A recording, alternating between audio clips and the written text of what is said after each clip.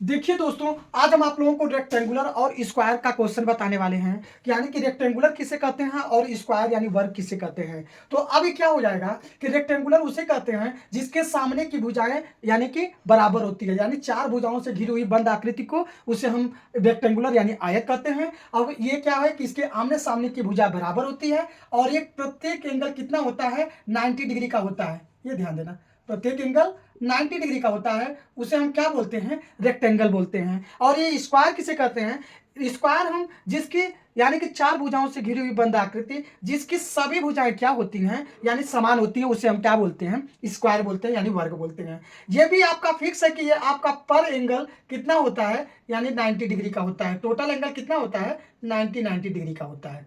अब देखिए कि अब इसमें क्या हो जाएगा कि रेक्टेंगल का अगर हमको एरिया बताना हो तो इसको हम मान लो एक साइड को हम एल बोलते हैं। एल मीन्स होता है आपका लेंथ और आपका इसको हम बी बोलते हैं। बी मीन्स होता है आपका ब्रेथ। ये ध्यान देना, ब्रेथ मतलब होता है चौड़ाई, लेंथ मीन्स होता है लंबाई।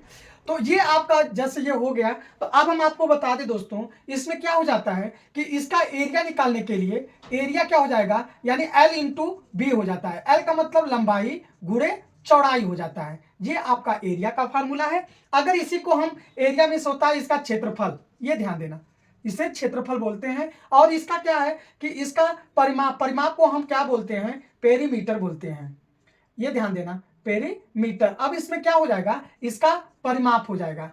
ये ध्यान देना, तो इसका परिमाप क्या हो जाता है, सभी भुजाओं का योग ही इसका परिमाप कहलाता है। यानी ये भुजा, ये भुजा, ये भुजा सबको यानी चारों भुजाओं को ऐड कर देते हैं। यानी ये देखो एल है प्लस ये देखो बी है, ये देखो ये आपका एल है, फिर इसके बाद ये बी है, यानी सबको ऐड करेंगे तो ये एल एल कितना हो जाएगा, 2L हो जाएगा। और बी बी कितना हो जाएगा, 2B हो जाएगा। इसी तरह यानी 2 2 इसमें दोनों में है तो हम कॉमन कर लेंगे, तो यहाँ पे क्या हो जाएगा 2L प्लस बी हो जाता है। ये आपका क्या हो जाता है, ये आपका पेरीमीटर हो जाता है यानी परिमाप हो जाता है।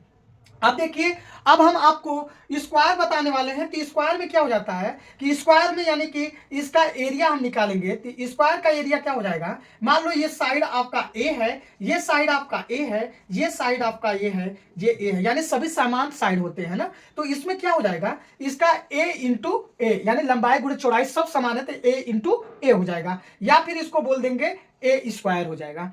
और देखिए, ये अगर हम इसका पेरीमीटर निकालेंगे, पेरीमीटर, तो पेरीमीटर निकालने के लिए यानी परिमाप इसका क्या हो जाएगा, इस सभी भुजाओं का ऐड कर देंगे, यानी ये ए हो जाएगा, ये आपका ए हो जाएगा, ये आपका ए हो जाएगा, ये आपका ए हो जाएगा। ये टोटल कितना हो जाएगा यानी 4A हो जाएगा। यही आपका पेरीमीटर यानी परिमाप हो गया। थैंक यू दोस्तों।